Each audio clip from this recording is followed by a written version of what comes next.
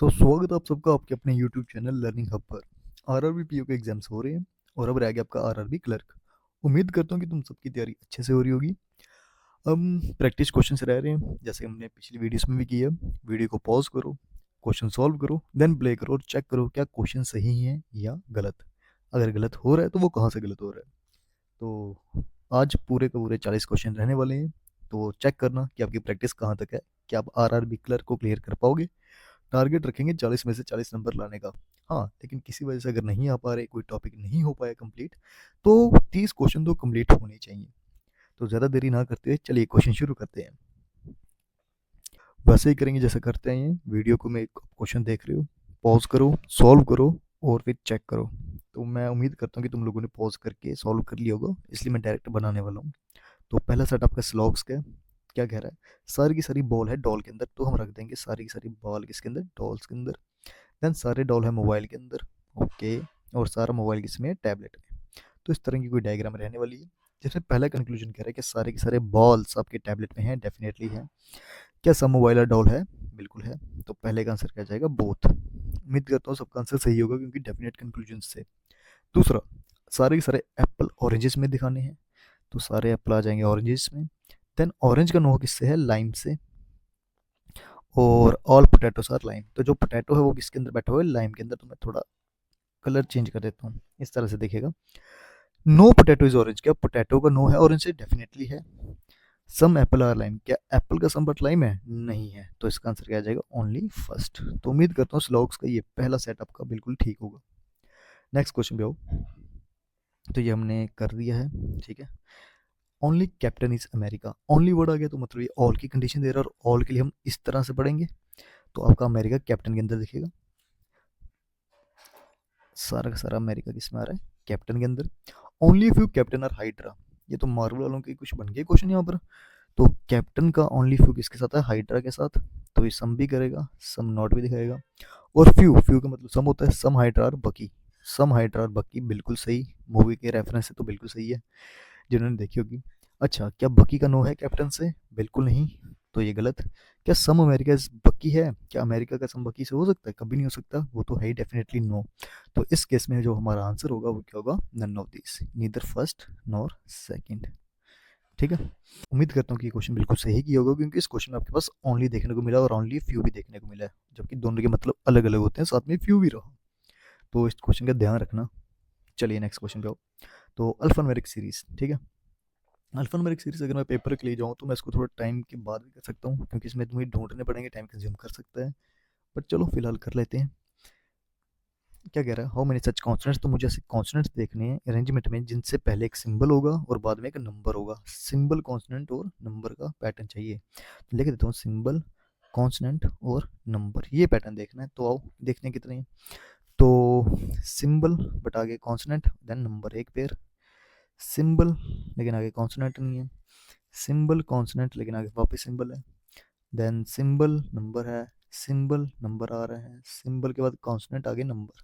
तो कितने पैटर्न मिले मुझे, सिर्फ दो। एक तो यहाँ पर मिला सिंबल कॉन्सोनेंट और नंबर का, सिंबल कॉन्सोनेंट और नंबर का। तो हमारा आंसर क्या जाएगा, टू। तो यहाँ पे पेयरिंग की गई है और पेयरिंग में सीरीज वाला क्वेश्चन रख दिया है कि किस वे में आगे हमारा पैटर्न फॉलो करेगा। तो एट द रेट टू और यू कहाँ पर, ये रहा एट द रेट, एक का गैप टू, एक का गैप यू, ठीक है। देन बी, एक का गैप यू के बाद वी आया, फिर आपके पास एक की गैप के बाद सिक्स आया, एक की गैप के बाद एस आया। देन अब एक की गैप के बाद आपको थ्री दिखेगा, ए दिखेगा, सेवन दिखेगा। तो ऑप्शन फोर्थ क्या हो जाएगा आपका राइट आंसर। उम्मीद करता हूँ पैटर्न सबको समझ आएगा। कर क्या रहा है, फर्स्ट टर्म जो भी है, सिंबल है, डिजिट है, कुछ भी है, एक का गैप सेकेंड टर्म, देन एक का गैप थर्ड टर्म। तो ये आपका पैटर्न यहाँ पर फॉलो कर रहा है। चलिए नेक्स्ट क्वेश्चन पे आओ। इसमें क्या कह रहा है, if all the vowels in the arrangement are drop, अगर हम वॉवल्स को ड्रॉप कर दे तो हमारा कौन सा एट्थ एलिमेंट होगा राइट हैंड से। तो वॉवल्स को छोड़ के सभी को गिनेंगे, first second third fourth fifth sixth seventh and eighth, क्यों हमारा राइट आंसर हो जाएगा। नेक्स्ट क्वेश्चन, इसमें क्या बात कर रहा है, तो इसमें आपसे वो कह रहा है कि in the order of the last 12 elements, जो मेरे लास्ट के 12 एलिमेंट्स अगर मैं उनको रिवर्स करके लिख दूँ तो आपका 6th लेफ्ट से 21st लेफ्ट हैंड से कौन सा एलिमेंट बन जाएगा। तो जो आपके 12 एलिमेंट लास्ट के ना उनको उल्टा लिखना है, करना है। अपने कॉपीराइट के बाद सभी को रिवर्स कर देना, उल्टा लिख देना है, ठीक है। तो पहले यहाँ पर ये सिंबल आ जाएगा, ठीक है। मुझे बताना है किस करेंसी का सिंबल है। उसके बाद 8 आएगा, देन Z आएगा, N आएगा, ये तो मैंने बोल दिया चलो। फिर इसके बाद I आएगा, W आएगा, 7 एंड A Q 3 और कॉपीराइट का सिंबल आ जाएगा, ठीक है। अब हमें क्या करना है, डायरेक्शंस देखनी है। लेफ्ट और लेफ्ट की बात करें, जब भी सेम डायरेक्शन होती है हम क्या करते हैं, सब्ट्रैक्ट। तो आप 21 में से 6 को क्या कर दोगे, माइनस कर दोगे, ठीक। तो आपके पास रह गया 15। हमें 15th एलिमेंट देखना है कौन सा, लेफ्ट हैंड से। तो करते चलो कैलकुलेट ज़रा आराम से। 1 2 3 4 5 6 7 8 9 10 11 12 13 14 15। तो आंसर क्या आ जाएगा, 8। चलिए नेक्स्ट क्वेश्चन पे।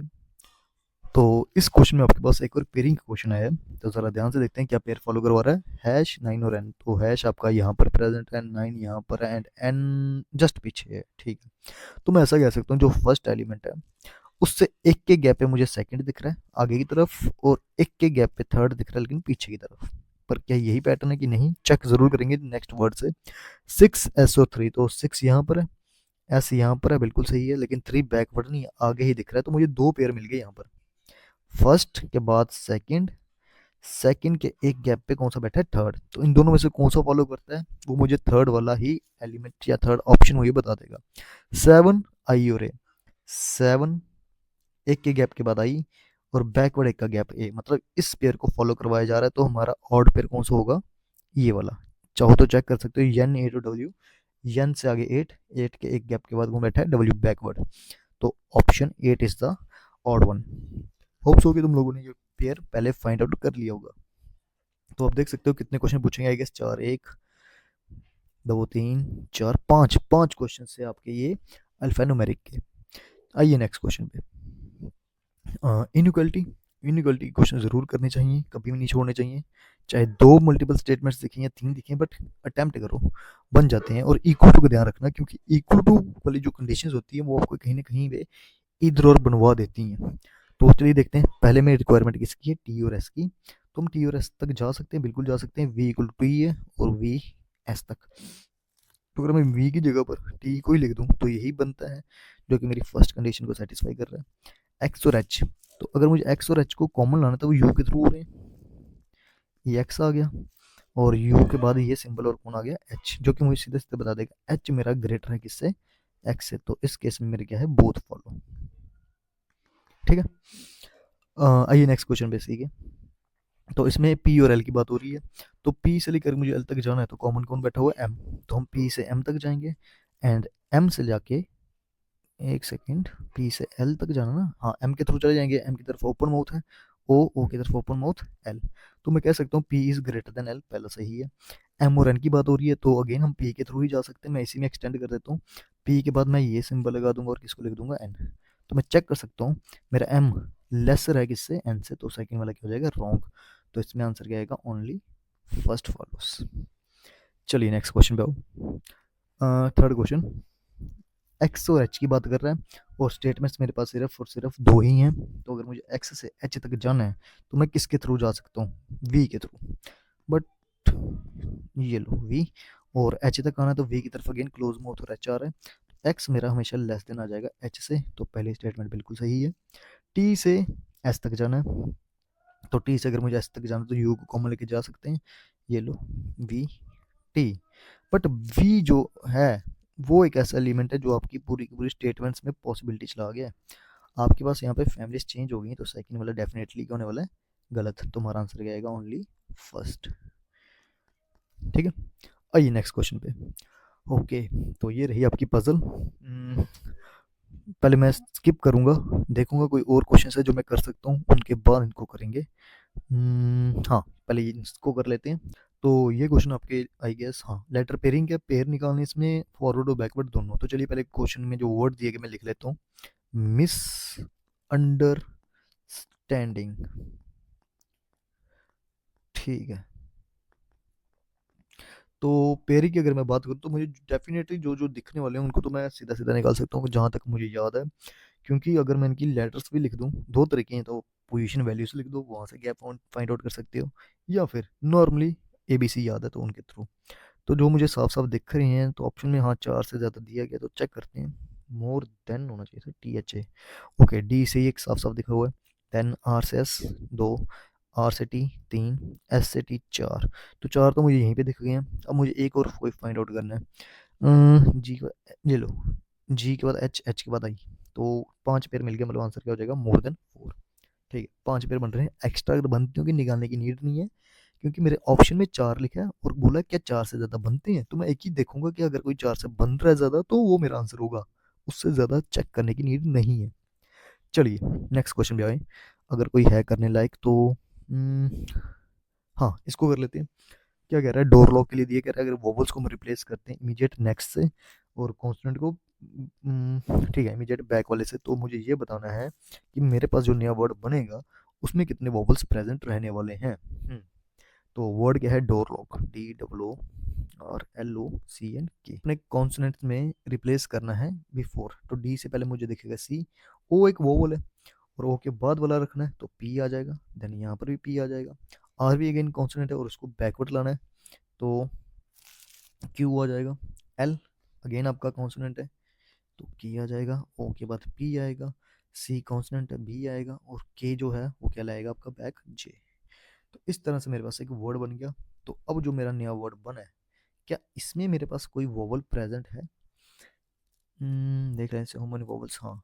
तो क्या कोई वोवल प्रेजेंट तो नहीं है? नहीं है, बिल्कुल नहीं, तो आंसर क्या हो जाएगा, नन ऑफ दिस। अच्छा, एक चीज मैं बता दूं, काफी बच्चे अब कंफ्यूज हो जाते हैं कि नन आंसर करेंगे कि नन ऑफ दिस करेंगे। देखो, नन का मतलब हो गया कि जो उसने पूछा है, मतलब जीरो ही मानो कि नन का मतलब क्या होता है, जीरो। लेकिन नन ऑफ दिस का मतलब होता है ना तो जीरो, ना वन, ना टू, ना थ्री, मतलब मेरा जो आंसर आ रहा है वो मेरे ऑप्शंस में प्रेजेंट नहीं है। ठीक है, तो इस क्वेश्चन का आंसर क्या मार्क करेंगे, नन। नन ऑफ दिस मत कर देना, दोनों में फर्क है।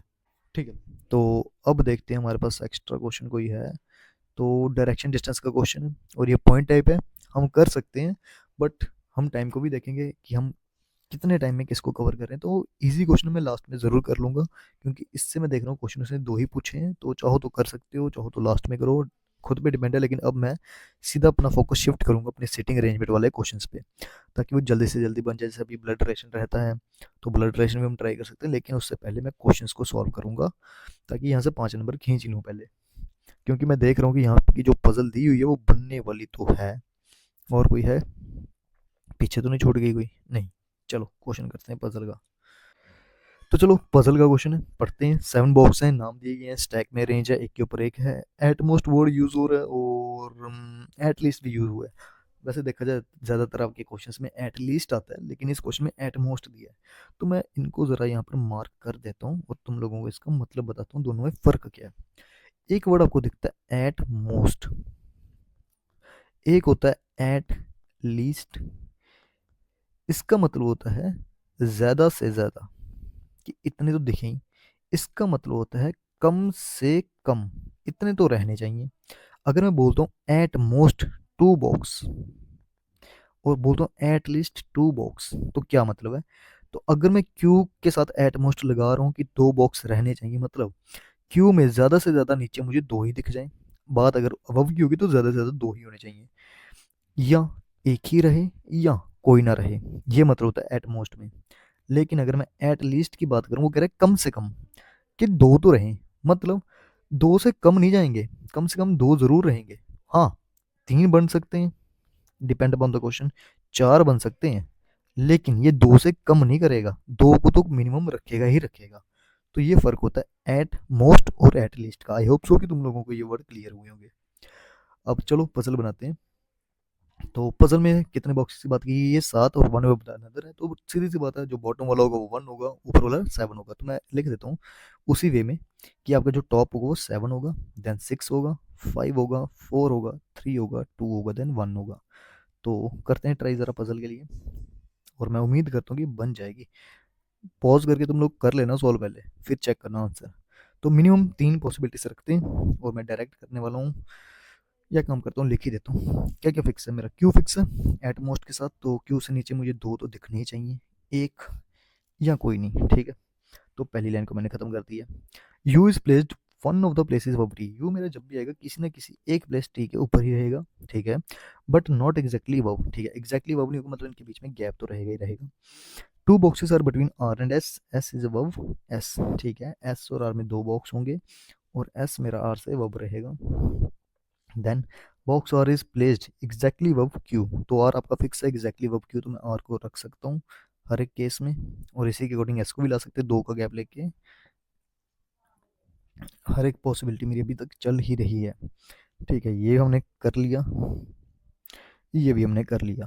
अब बॉक्स पी, पी जो है वो आपका is placed at one of the places below S, P मेरा जब भी आएगा एस से किसी ना किसी एक बॉक्स नीचे आएगा, at one of the places बोला है, ना कि एक बॉक्स छोड़ के, ठीक है, वो कह रहा है किसी ना किसी एक बॉक्स में नीचे, ऐसे से कौन देखेगा, पी।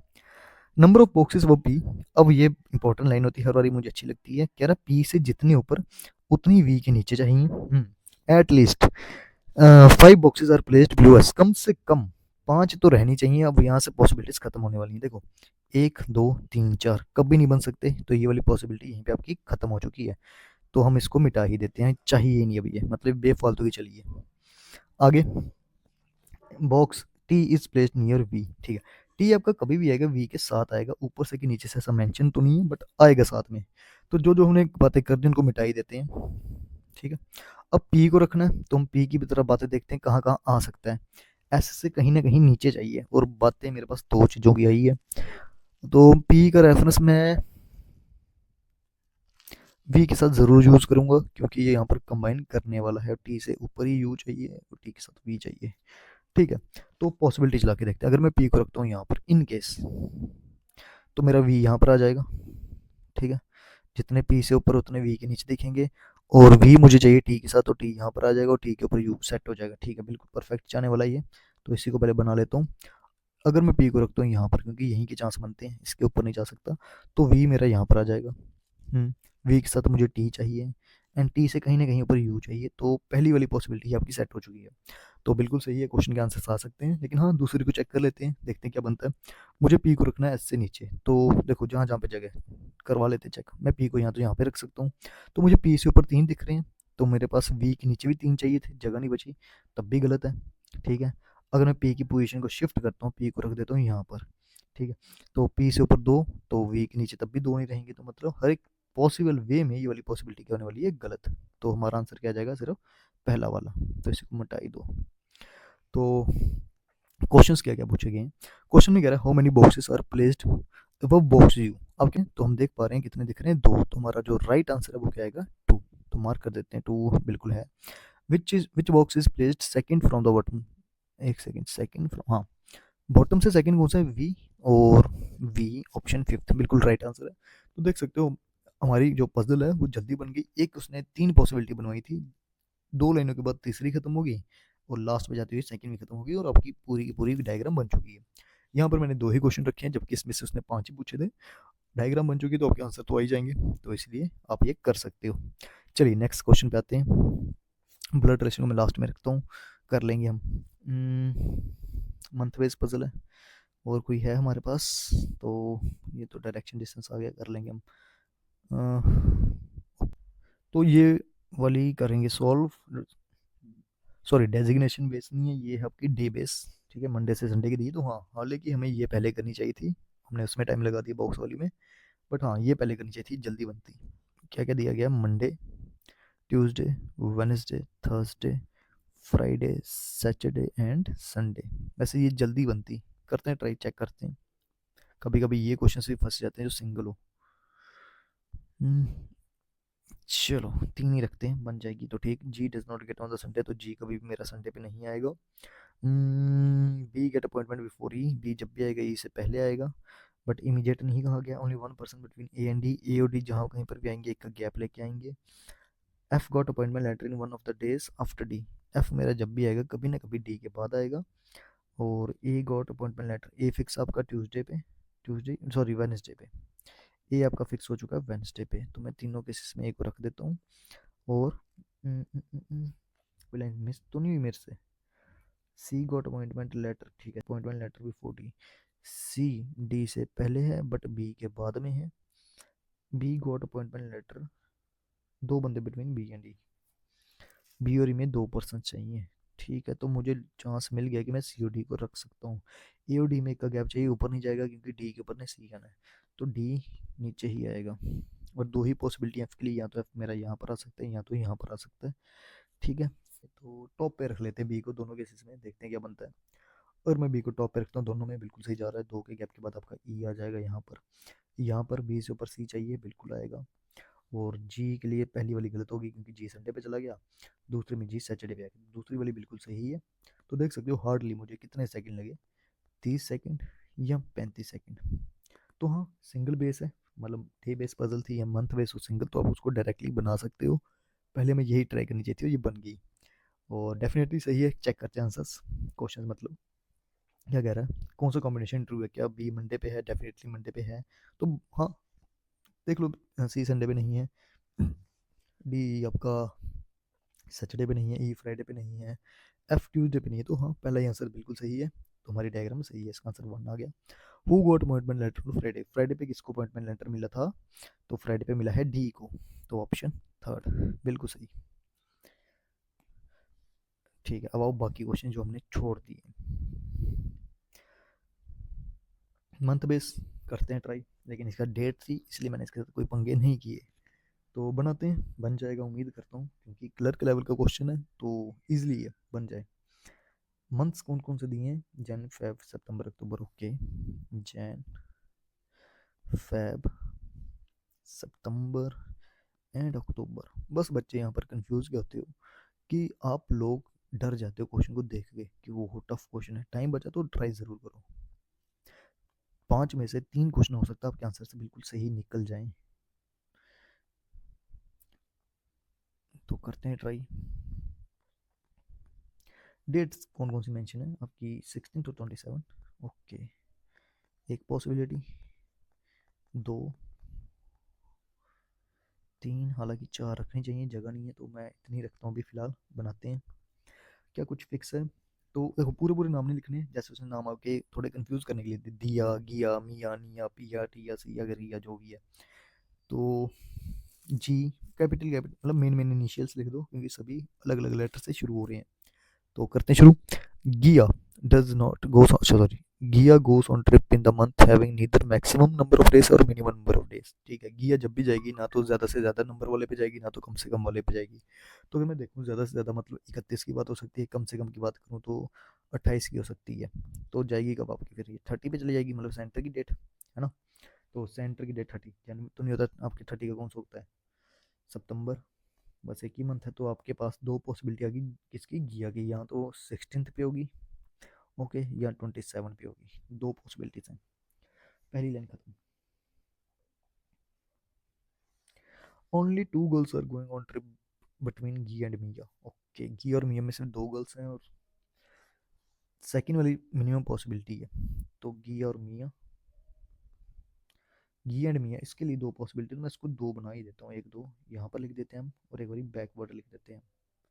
ठीक है, चलाते हैं क्वेश्चन, बन तो रहा है सीधा सीधा। दिया goes on A trip after गिया, दिया जब भी जाएगी गिया के तो बाद में जाएगी, but not on odd date, लेकिन ऑड डेट पर नहीं। ठीक है, तो चलो क्वेश्चन को बनाते हैं। कौन कौन से मंथ है, कौन कौन से डेज है, पहले डिटेल्स को लिख देते हैं। घिया के लिए बोल रहा है कि वो मैक्सिमम पे नहीं है और मिनिमम नंबर ऑफ डेज पे नहीं है। तो एक चीज़ फिक्स है, घिया जब भी जाएगी वो आपकी 30 पे जाने वाली है, क्योंकि मैक्सिमम 31 हो जाएगा, मिनिमम 28 हो जाएगा, क्योंकि फैब प्रेजेंट है।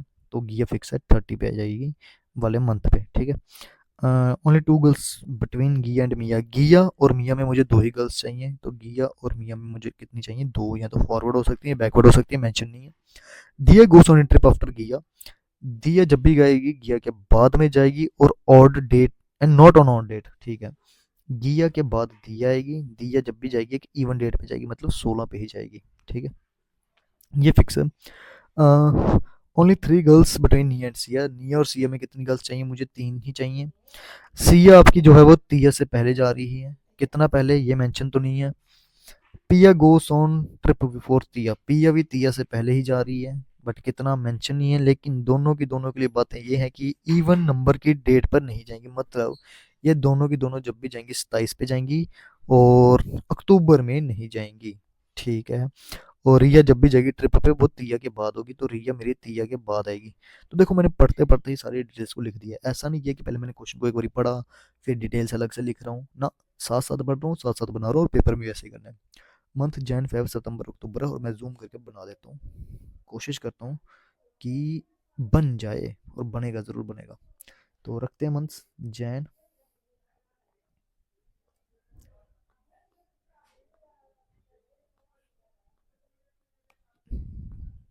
तो चलो मंथ वगैरह रख लेते हैं, जैन फेब सितंबर और अक्टूबर। ठीक है। मैक्सिमम से मैक्सिमम इसमें 4 ही पॉसिबिलिटी रखना ताकि बन जाए। वैसे 4 की मुझे लगता नहीं इसमें नीड पड़ेगी क्योंकि बातें सब क्लियर हैं। 16 और 27, 16 27,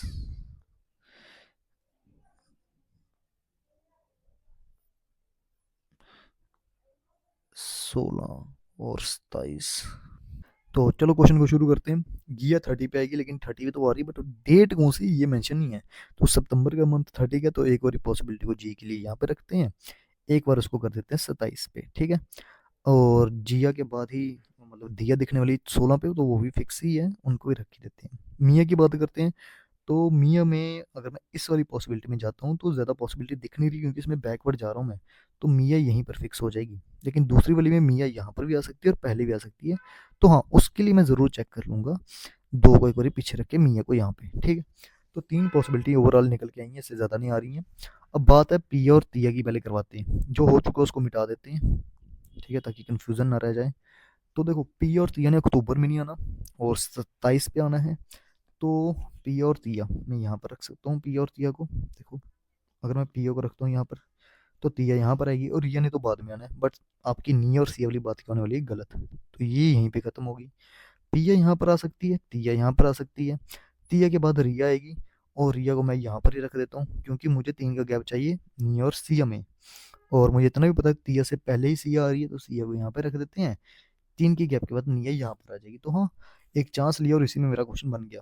बिल्कुल सही है, हार्डली 1 मिनट लगा है। पर मैं फिर भी कहता हूँ जब आप प्रैक्टिस करते हो सीखते हो, तो आपको ज़्यादा से ज़्यादा कितने मिनट चाहिए एक पजल के लिए, 3 मिनट मैक्सिमम से मैक्सिमम। अगर 3 से ज़्यादा लगने वाले हैं तो उस क्वेश्चन को स्किप कर देना, मत करो, क्योंकि वो आपका टाइम वेस्ट करवा देगा और आंसर गलत करवा देगा। तो बिल्कुल सही है। आइए क्वेश्चंस को चेक करते हैं क्या क्या पूछ रहा है। तो पहला क्वेश्चन है, who will go 16 of month. 16 पे कौन कौन गया है, SMNOD, SM ठीक है, NR है ऑप्शन फोर्थ, बिल्कुल right. Who goes on exactly trip before the last, अच्छा क्वेश्चन को देखना ट्रिकी है, ये who goes on trip exactly before the last, कह रहे जो लास्ट गया उससे एग्जैक्टली पहले कौन गया है। तो लास्ट तो रिया गई थी, रिया से जस्ट पहले कौन गया है, दिया। तो हमारा आंसर क्या है, दिया ऑप्शन 2, तो बिल्कुल राइट आंसर है। ओके, तो उम्मीद करता हूँ कि ये वाले क्वेश्चन आपको क्लियर हुए होंगे। अब रह गया हमारा ब्लड रिलेशन और डायरेक्शन डिस्टेंस का एक क्वेश्चन। तो डायरेक्शन डिस्टेंस एक इजी क्वेश्चन है, तो वो मैं आपको होमवर्क देता हूँ, लेकिन हाँ ब्लड रिलेशन के क्वेश्चन मैं करवा देता हूँ। तो ब्लड रिलेशन का क्या क्वेश्चन रहा, 8 पर्सन की बात हो रही है, 3 डिफरेंट जनरेशन हैं। ओके, कपल की बात नहीं हुई है कि कितने कपल चाहिए, तो कपल बन सकते हैं। पर हाँ एक लास्ट की लाइन इंपॉर्टेंट है, कह रहा है लेस देन 4 फीमेल मेंबर्स, 4 से कम होने चाहिए फीमेल मेंबर्स, मतलब फीमेल्स 3 होंगी, 2 होंगी, 1 होगी, या कोई नहीं होगी बट होगी तो होगी। ठीक है। तो चलो क्वेश्चन बनाते हैं, लाइन टू लाइन चलेंगे और क्वेश्चन बन जाएगा। क्या कह रहे हैं, W is the son of T, line to line चलो बन जाएगा। कह रहे हैं डब्ल्यू जब भी आएगा बेटा होगा, इसका होगा टी का होगा, तो डब्ल्यू को रख दो और इसको रखेंगे सन ऑफ टी, नॉट मोर, अच्छा टी के बाद क्या कह रहे हैं, T who is the only daughter, T इकलौती बेटी किसकी है, पी की, P is the brother in law, P brother in law मतलब एक मेल है, बट किसका है, वी का, and does not have any sibling, तो पी का कोई सिबलिंग नहीं है, तो मतलब पी यहाँ पर एक कपल के रिलेशन में बैठने वाला है। और not more than 3 and not less than 2 members in the same generation, ठीक है, 3 से ज़्यादा नहीं, 2 से कम नहीं, किसी भी जनरेशन में मेंबर्स होने चाहिए, मतलब अगर ज़्यादा से ज़्यादा दिखेंगे तो 3 दिखने चाहिए, कम से कम होंगे तो 2, सिंगल बंदा कोई नहीं होगा। X is the niece of Q, X कभी भी आएगी, वो नीस है किसकी, क्यू की। Q is the sibling of T. लो, क्यू जो है वो सिबलिंग किसका है भाई, टी का। और टी के लिए एक बात बोली, ओनली डॉटर, तो मतलब ये क्या हो जाएगा, मेल। और क्यू अगर नीस है तो मतलब यहाँ, सॉरी एक्स नीस है तो डब्ल्यू की वो क्या हो जाएगी, सिस्टर। हम्म आगे, Q is the sibling of T. R is the brother in law of Q. R brother in law किसका है, क्यू का है, तो मतलब टी की शादी हुई है किसी मेल से, आर से। V is not a female, V female नहीं तो वो मेल होगी। ठीक है, मेल होगा ही बस। ठीक है, एक जनरेशन में बंदा रह गया कौन सा, पी क्यू आर एस रह गया, तो एस सबका ही यहाँ पर आ जाएगा। ठीक है, और जेंडर के अकॉर्डिंग हमारे पास क्या सब क्या आ गए हैं, चार से कम फीमेल्स हैं, एक दो तीन। ठीक है, एक दो और तीन, तीन फीमेल है, बिल्कुल सही क्वेश्चन बन गया। तो देखो क्या क्या उसने पूछा हुआ है। तो पहला पूछा how is Q related to S, तो जो क्यू है वो आपको एस का क्या दिखने वाला है, सन दिखने वाला है साफ साफ, तो आंसर क्या आ जाएगा, son, option 3। Who among the following is the maternal uncle, मामा कौन है भाई डब्ल्यू का, तो डब्ल्यू की मदर का भाई कौन है, क्यू ही है। तो डब्ल्यू की मदर टी, टी का भाई क्यू, तो आंसर इसमें भी क्या आएगा, क्यू। ठीक है, तो ये कुछ क्वेश्चंस थे आपके आरआरबी क्लर्क के पॉइंट ऑफ व्यू से, तो चेक कर सकते हो क्वेश्चंस का लेवल क्या है। तुम लोग इजीली इन क्वेश्चंस को कर सकते हो अगर प्रैक्टिस कर रहे हो तो, वरना कोई फायदा नहीं। बोलोगे कि हम मिसलिनियस टॉपिक से नंबर लेंगे, तो मिसलिनियस टॉपिक से नंबर नहीं आने वाले। हाँ, कट ऑफ क्लियर हो जाएगा बट नंबर नहीं बनेंगे कि जिससे आप किसी रैंक पे आओ, मेंस के लिए जा पाओ। तो आपको पजल और सिटिंग अरेंजमेंट करना ही पड़ेगा, कोई ना कोई एक क्वेश्चन। तो ये क्वेश्चन एक अकेला क्वेश्चन मैंने आपको होमवर्क दिया है। कमेंट में कितने बच्चे इस क्वेश्चन का आंसर देंगे, सिर्फ दो ही क्वेश्चन पूछे हैं, मुझे इन दोनों के आंसर चाहिए कमेंट में, जो कि तुम लोग अगर करोगे तो दोगे, नहीं करोगे तो आंसर नहीं आने वाले। तो वहीं से पता लगता है कौन बच्चा सीरियस है कौन नहीं। तो ये आपकी अच्छे से प्रैक्टिस हो रही है आपकी, अभी भी आपके 14 से 15 दिन बचे हैं एग्जाम के लिए। तो अगर आप इन्हीं प्ले लिस्ट को बार बार देखते हो, रिवाइज करते हो, सॉल्व करते हो, तो आपको अपना लेवल पता लगेगा, अपनी स्पीड का पता लगेगा, अपनी एक्यूरेसी का पता लगेगा। तो प्रैक्टिस ज़रूर करते रहो। और तब तक के लिए मैंने जो ये प्ले लिस्ट का स्क्रीनशॉट लगाया, यहाँ से आप अपनी बाकी के जो क्वेश्चंस हैं उनको एक बार रिवाइज कर सकते हो। तो तब तक के लिए keep practicing, all the best.